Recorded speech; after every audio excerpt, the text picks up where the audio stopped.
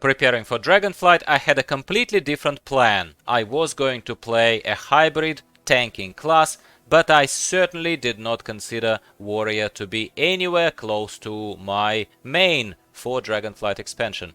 But thanks to one of you, you know who you are, my man, thank you very much for your input. I've been assured that I have misunderstood a Protection Warrior in my early review of the tanking classes, and I admit that so I did. I thought that Protection Warrior is very heavily, too heavily dependent on the healer, and I also thought that Protection Warrior cannot be played effectively without pressing too many buttons.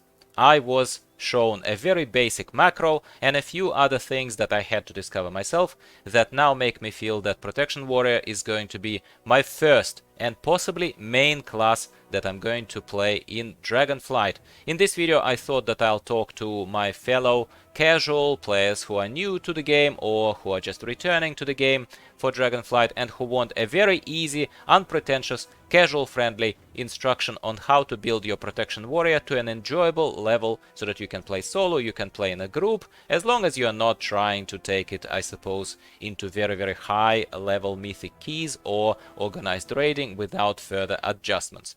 Just keep in mind that I'm a minimalist. I try to reduce the amount of clutter visually, including the buttons to press. So here is what I went with. I'm trying to go as fast as possible.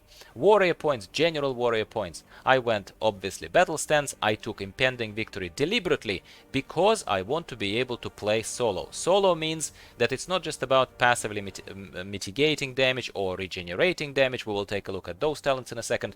But it's also about having at the very least one regularly available button that allows you to heal yourself whenever you want. Well, not whenever you want, but 25-second cooldown with all the other mitigation, it proves to be sufficient. So you need impending victory.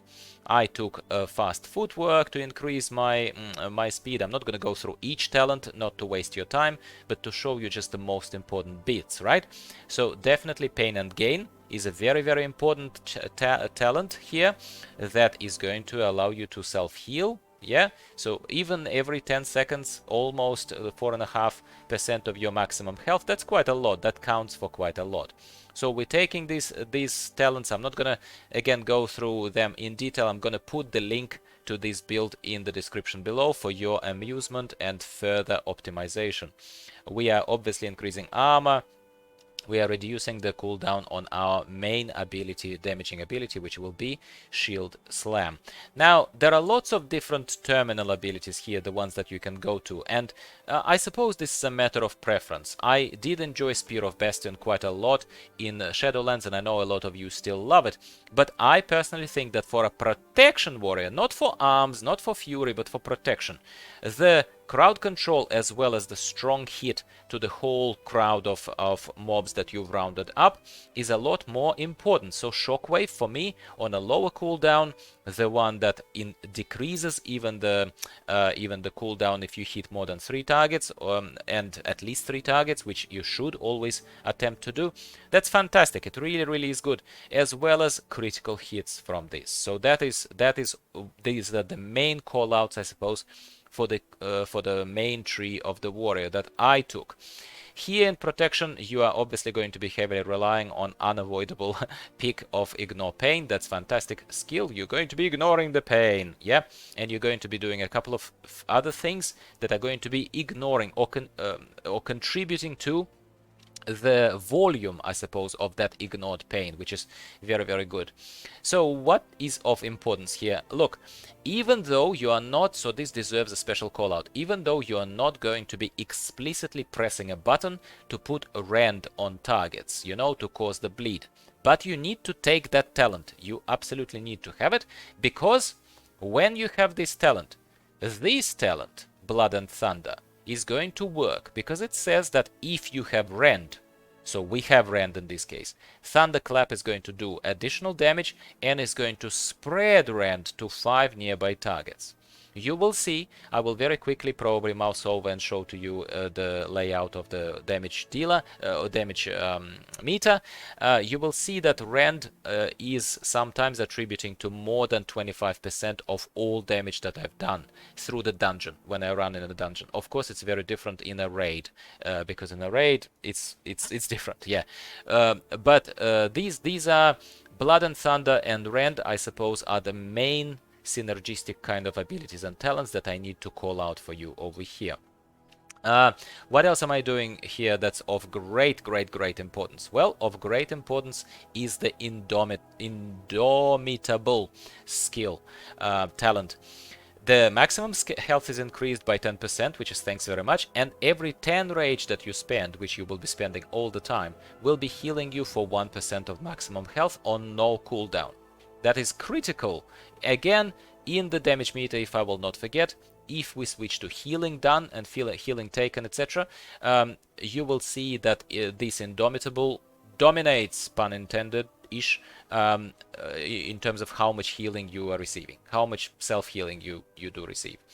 Over here is another interesting pick. So originally I went with Fueled by Violence, and I've just read literally on the day of recording of this video, late November 2022, I just read patch notes and I see that Blizzard is buffing from the next from Dragonflight launch, actually from the next week. They're buffing the Fueled by Violence talent, increasing the healing that you receive from deep wounds from 50%, which is sort of semi-negligible, I would have to say, compared to the healing that you receive from Indomitable talent, for example. But they're buffing it to 65%, so you're gonna probably feel it a bit more. So perhaps then picking this talent would make more sense, but right now I went with Brutal Vitality, which is giving 30% of the damage you deal, which you will deal actually quite a lot with this Rend and with Blood and Thunder synergy. It will contribute to add to your active ignore pain. Basically, you will be able to ignore more pain, which is fantastic once again. And ultimately, probably with level 51, 52, 61, 62, once Dragonflight launches, we are going to straight away take Battle Scarred Veteran, which is going to give us yet another little get out of jail card, kind of on a little bit of a cooldown. So for a tank, it's critical, and I think that going first this vertical down to here, if you're a protection warrior, you're doing what protection warriors are supposed to be doing. You're supposed to be mitigating damage and and being there in front of your group as a steel wall. I think that this will allow you to play relatively chilled, in a relatively chilled way, without too many extra buttons, and do your job really well. Now, very quickly, let's switch and talk about my minimalist UI that I use for frankly a lot of my melee characters as well as tanks. So tank has a tiny bit of a difference that I'm going to call out to you, and that difference is addition of weak auras. Alright, but very quickly first, we're going to press escape, we're going to press edit mode, we're going to move this to the side so that we don't see it, this interface, and I'm going to very quickly talk you through this. Talking heads at the top. I like to have my own health frame here on the same line of sight where I'm sitting, and my target's frame is on the right, focus is further on the right. I like to have main action bar number 1 here in the center. I like to have it over two lines. I like to hide the bar art because we don't want those dragons there. I do not know who they are really visually pleasing. I think they are excessive, and that is just basically my layout. I would like to still keep an eye on my group, which is why my group is not somewhere tucked away, but it's here front and center, but at the bottom. So this is the main difference between my layout of a tank, let's say, versus a healer. Healer would obviously have this frame higher up here, and I posted it in a different video to talk about that. On the left and on the right, you can see that I have supplementary action bar number 2 and action bar number 3, where there are my additional abilities, so to speak. And usually, typically, maybe I haven't done such a good job just yet here, but I'll talk to you through my logic.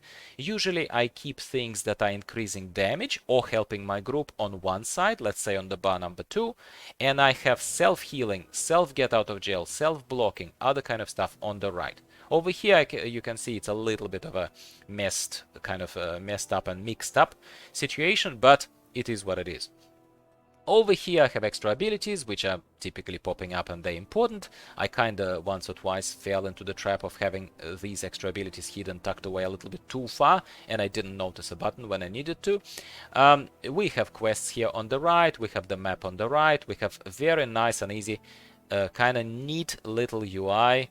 I think that everything else is rather self-explanatory. You can obviously reduce the size of the chat window if you prefer to do that.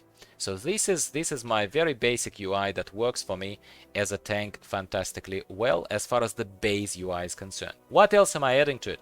I'm adding detailed damage meter. You can see that this is detailed damage meter. You can change to healing done, for example, here, find me, and take a look over here very quickly. Ignore pain.